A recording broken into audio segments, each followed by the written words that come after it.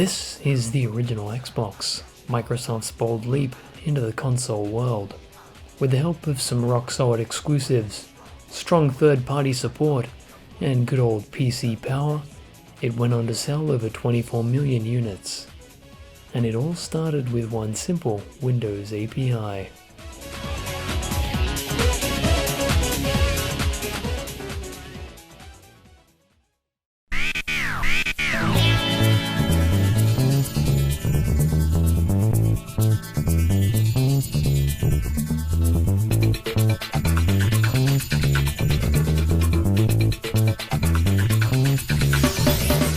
The original Xbox was home to some of the most graphically impressive games ever seen on a console at the time.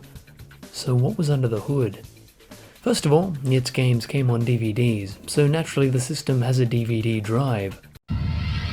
This is DVD. And this is what happens when you watch DVD.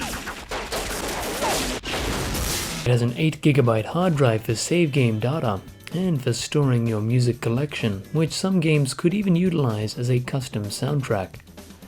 At the core though, the Xbox is clearly a PC, with a blisteringly fast 733MHz Pentium III. For graphics, it's running a custom NVIDIA chip that is similar in performance to a GeForce 3 Ti 500. But let's not forget the original Xbox was far from alone in the market.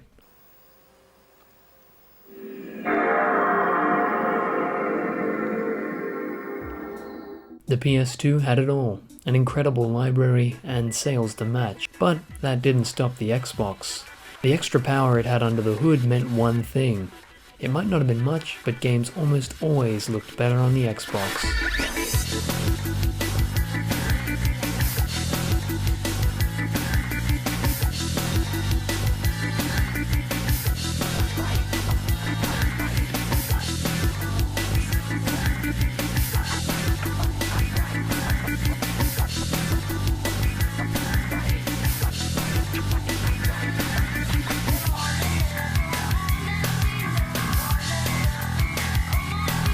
Somebody ate every dessert in the house. Homie, somebody ate every dessert in the house. Homie, somebody ate every dessert in the house.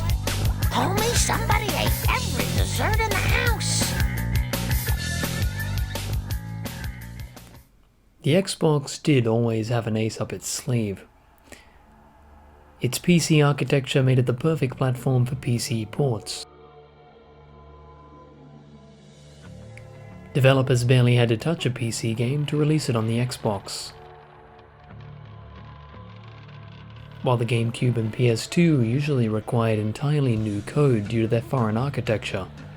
Because of this, the Xbox quickly gained a library of previously PC exclusive titles. But there was one game that stood out from the crowd. A game that truly showed off the powerhouse that was the original Xbox.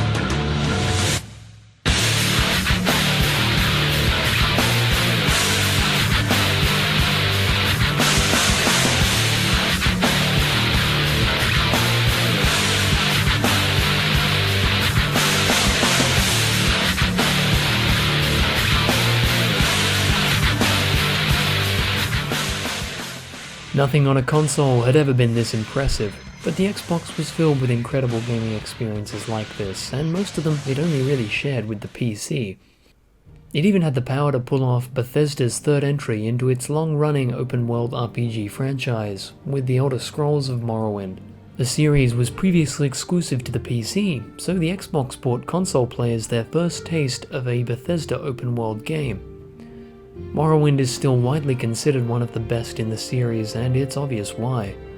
The world is incredibly detailed and there is so much to do, it's rare that you'll ever hear of somebody who's actually finished it. Morrowind is an impressive game, but what is even more impressive is how well the Xbox handles it. With a few minor drops in frame rate, the experience is mostly perfect. The Xbox is surrounded by technical achievement though, and one of the greatest examples of a developer pushing its hardware to the edge comes from our friends at Valve.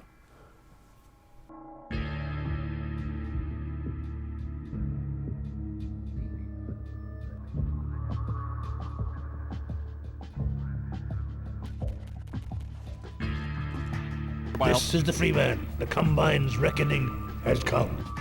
I didn't believe it at first either.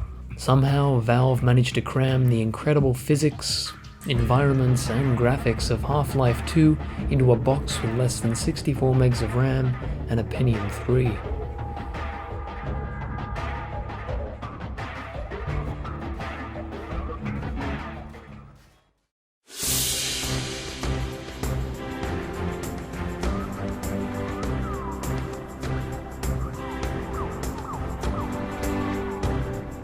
The Xbox also had an incredible range of satisfying shooters, some aimed for relaxed run-and-gun gameplay,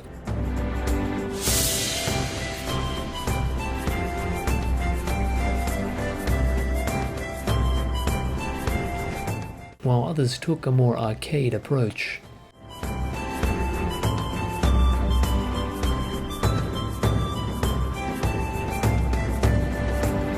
Valve even released a slightly tuned up version of Counter-Strike for the machine, which quickly became a favorite on Xbox Live.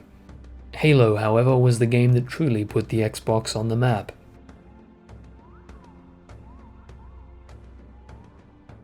If you prefer one-on-one fighting though, the Xbox had you covered.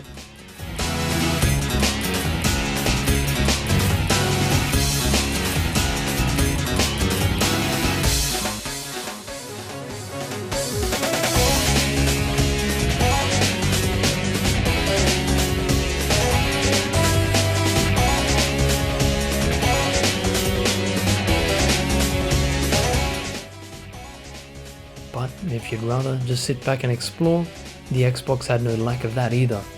Because it was so easy to develop for, the Xbox got some truly experimental and unique titles that rarely made it to the PS2, not to mention the incredible support from the masterminds at Sega.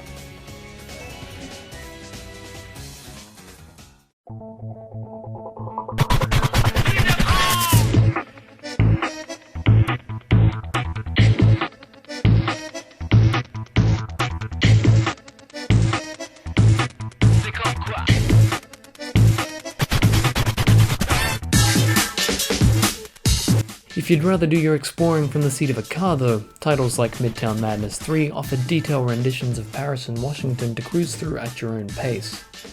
Or Destroy, which I might say is significantly more entertaining.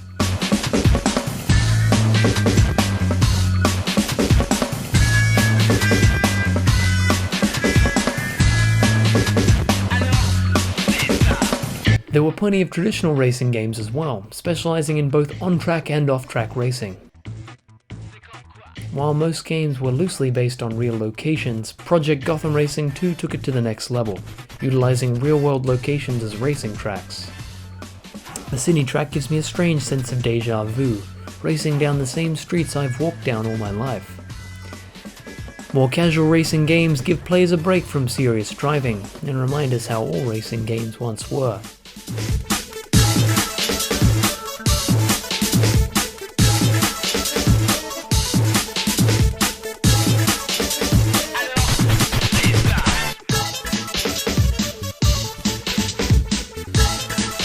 How many of you knew that Crash Nitro Kart invented the wall-riding mechanic that we now see in Mario Kart 8? That's right, Nintendo, we know what you're up to.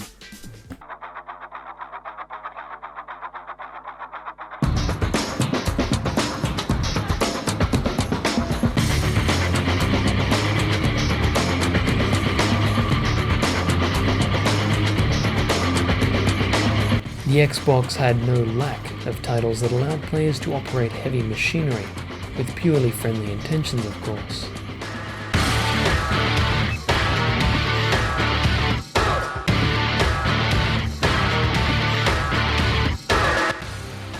Bloodwake took the same satisfying destruction formula and brought it to the high seas, while Quantum Redshift gave players a chance to race much faster machinery, and all at blisteringly fast frame rates.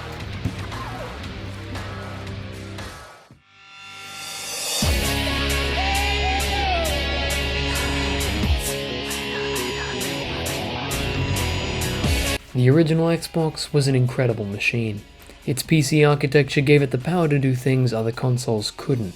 Its LAN port made it perfect for LAN parties, and Xbox Live brought online multiplayer to the masses. Its library is full of must-play games, and it's one of the best ways to experience the 6th console generation.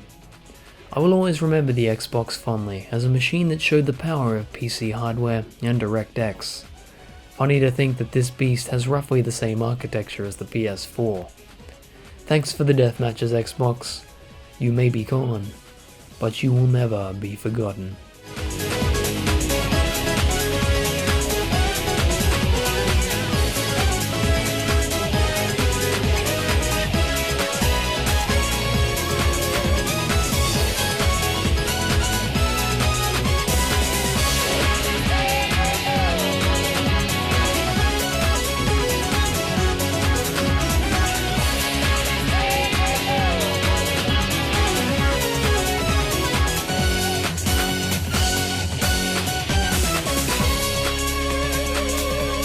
Homie, somebody ate every dessert in the house.